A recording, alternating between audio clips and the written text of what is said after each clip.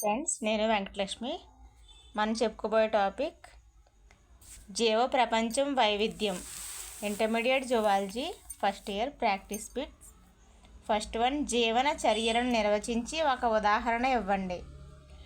జీవుల దేహంలో జరిగే అన్ని రకాల రాసాయనిక చర్యలను సంక్షిప్తంగా జీవన క్రియలు అంటాము. ఎగ్జాంపుల్ కిరణజన్య సంయోగ క్రియ. జీవన చర్యలను నిర్వచించి ఒక ఉదాహరణ ఇవ్వాలంటే జీవుల దేహంలో జరిగే అన్ని రకాల రసాయన చర్యలను కూడా ఏమంటాము? సంక్షిప్తంగా జీవన క్రియలు అంటాము. ఎగ్జాంపుల్ కిరణజన్య సంయోగ క్రియ. బయోజెన్సిస్ అంటే ఏమిటి? బయోజెన్సిస్ అంటే ఏమిటి? జీవుల నుండి జీవుల నుండి ఉద్భవించాయని తెలుపుటనే బయోజెన్సిస్ అంటాము. అంటే జీవం నుంచి జీవం ఏర్పడడాన్నే బయోజెన్సిస్ అంటాము. కానీ నిర్జీవ పదార్థం నుంచి మాత్రం జీవం అనేది ఏర్పడదు. నెక్స్ట్, నిర్మాణ క్రియలు అనగా జీవిలో శక్తి నిల్వ కోసం జరిగే అనుసంశ్లేషణ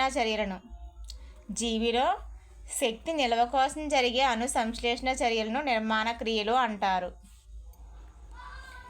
విచ్ఛిన్న క్రియలు అనగా శక్తి విడుదలయ్యే చర్యలను విచ్ఛిన్న క్రియలు అంటారు. శక్తి విడుదలైన చర్యలను విచ్ఛిన్న క్రియలు అంటారు. జీవక్రియలు అనగా నిర్మాణ విచ్ఛిన్న క్రియలను కలిపి జీవక్రియలు అంటారు. కణశక్తి నగదు లేదా సెల్యులార్ ఎనర్జీ కరెన్సీ అనగా ఏటీపీ అంటే ఎడెనోసిన్ ట్రైఫాస్ఫేట్ను కణశక్తి నగదు లేదా సెల్యులార్ ఎనర్జీ కరెన్సీ అంటారు.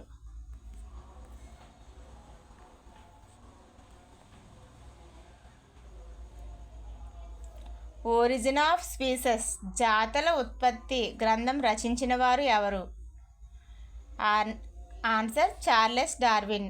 ఒరిజిన్ ఆఫ్ స్పీసెస్ జాతుల ఉత్పత్తి గ్రంథాన్ని ప్రతిపాదించిన వారు చార్లెస్ డార్విన్. జీవుల దేహంలోని కణాలు ఒకదాని నుండి మరొకటి ఎలా వేరు చేయబడతాయి? అంటే మనకి ఒక సెల్ నుంచి ఇంకో సెల్ దేని ద్వారా వేరు చేయబడి ఉంటాయి? ప్లాస్మా త్వచం ద్వారా వేరు చేయబడి ఉంటాయి. అంటే మన కణాన్ని ఆవరించి ఏముంటుంది? కణత్వచం ఉంటుంది. దాన్నే ప్లాస్మా త్వచం అంటాము. ఆ కణానికి ఇంకో కణానికి మధ్యలో ఏంటి? ప్లాస్మా త్వచం చేత వేరు చేయబడి ఉంటాయి. అంటే జీవుల దేహంలోని కణాలు ఒకదాని నుండి మరొకటి ఎలా వేరు చేయబడి ఉంటాయి? ప్లాస్మా త్వచం ద్వారా వేరు చేయబడి ఉంటాయి. జీవ ప్రపంచంలో ప్రధానంగా ఎన్ని రకాల కణాలు ఉంటాయి? అవి ఏవి? జీవ ప్రపంచంలో ప్రధానంగా 2 రకాల కణాలు ఉంటాయి. అవి కేంద్రక పూర్వ కణాలు, నిజ కేంద్రక కణాలు. సజీవులలో పెరుగుదల ఎలా కనిపిస్తుంది? సజీవుల్లో పెరుగుదల ఎలా జరుగుతుంది? లోపల అంతర్గతంగా జరుగుతుంది. సజీవుల్లో పెరుగుదల ఎలా కనిపిస్తుంది? అంతర్గతంగా కనిపిస్తుంది. ఉన్నత స్థాయి మొక్కల పెరుగుదల ఎంతకాలం జరుగుతుంది? ఉన్నత స్థాయి మొక్కల్లో పెరుగుదల ఎంతకాలం జరుగుతుంది? అంటే జీవితమంతం పెరుగుదల జరుగుతూనే ఉంటుంది వీటిలో, మొక్కలలో. జంతువుల్లో పెరుగుదల జీవితాంతం కొనసాగుతుందా? జంతువుల్లో పెరుగుదల అనేది జీవితాంతం కొనసాగదు. నిర్ణీత వయసు వచ్చే వరకు మాత్రమే జరుగుతుంది. సజీవులన్నింటికీ శక్తి వనరు ఏది? మనకి సజీవులన్నింటికీ శక్తి వనరు ఏది? సౌరశక్తి. ఈ సౌరశక్తిని ఉపయోగించుకొని ఏం చేస్తాయి? పత్రాలు అనేవి కిరణజన్య సంయోగక్రియ ద్వారా ఈ సౌరశక్తిని వినియోగించుకొని కిరణజన్య సంయోగక్రియ జరుపుకొని ఆహారాన్ని, ఆక్సిజన్ని ఇస్తాయి. వాటి ద్వారా మనకి సకల జీవరాశులు కూడా వాటిపైనే ఆధారపడి ఉంటుంది, సౌరశక్తి పైనే. నెక్స్ట్, ప్రత్యుత్పత్తి అనగా స్త్రీ పురుష సంయోగ బీజాల కలయికనే మనం ప్రత్యుత్పత్తి అంటాము. ప్రత్యుత్పత్తి వలన ఉపయోగం ఏమిటి?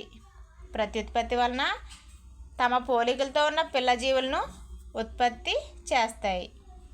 అంటే ఒక తరం అనేది నాశనం అవ్వకుండా కాపాడడానికి ప్రత్యుత్పత్తి అనేది ఉపయోగపడుతుంది. ప్రత్యుత్పత్తి జరుపుకోలేని జీవులు కంచరగాడిదలు, కూలి తేనెటీగలు. ప్రోటోజోవా జీవులు ఏ విధంగా ప్రత్యుత్పత్తి జరుపుకుంటాయి? ప్రోటోజోవా జీవులు అనేవి ద్విధా విచ్ఛిత్తి అనే అలైంగిక ప్రత్యుత్పత్తి ద్వారా ప్రత్యుత్పత్తి జరుపుకుంటాయి. ద్విధా విచ్ఛిత్తి అంటే ఏంటి? ఒక జీవి 2 జీవులుగా అంటే విచ్చిత్తి చెంది 2 జీవులు ఏర్పడతాయి. అలాగా ఒక్కొక్క జీవి 2 విచ్చిత్తి చెంది ద్విధా విచ్చిత్తి అంటే ఒక జీవి విచ్చిత్తి చెంది ఇంకో జీవి ఏర్పడుతుంది. అలా ద్విధా విచ్చిత్తి అనేది జరుగుతుంది. స్పంజికలు హైడ్రాలో ఏ విధంగా ప్రత్యుత్పత్తి జరుగుతుంది? ఆన్సర్ కోరకీ భవనం మరియు మొగ్గలు తగ్గడం. ఏదైనా ఒక జీవి ఇలా మొగ్గ నిర్మాణం ఏర్పరచుకొని ఆ మొగ్గ అనేది వేరే కొత్త జీవిగా ఏర్పడుతుంది. దాన్నే మొగ్గలు తొడగడం లేదా కోరకీ భవనం అంటాము. అది హైడ్రాలో జరుగుతుంది. నెక్స్ట్ ఫ్లనేరియన్ల దేహం పిల్ల జీవులను ఎలా ఏర్పరుస్తుందంటే పునరుత్పత్తి ద్వారా ఏర్పరుస్తుంది. అంటే ఏంటి? మళ్ళీ అలా ఫ్లనేరియన్ల దేహం ఏం చేస్తుంది? పిల్ల జీవుని ఎలా ఏర్పరుస్తుందంటే పునరుత్పత్తి ద్వారా ఏర్పరుస్తుంది. నెక్స్ట్ హోమియోస్టాసిస్ లేదా సమస్థితి. పరిసరాల్లో మార్పులు ఉన్నప్పటికీ జీవి దేహంలో సాపేక్ష స్థిర ఆవరణతను కొనసాగించడాన్ని, అంటే పరిసరాల్లో ఎన్ని మార్పులు ఉన్నా సరే ఏం చేస్తుంది? జీవి దేహంలో కొన్ని అనుకూలనాలు ఏర్పరచుకుంటుంది అక్కడ సర్వైవ్ అవ్వడానికి, బతకడానికి.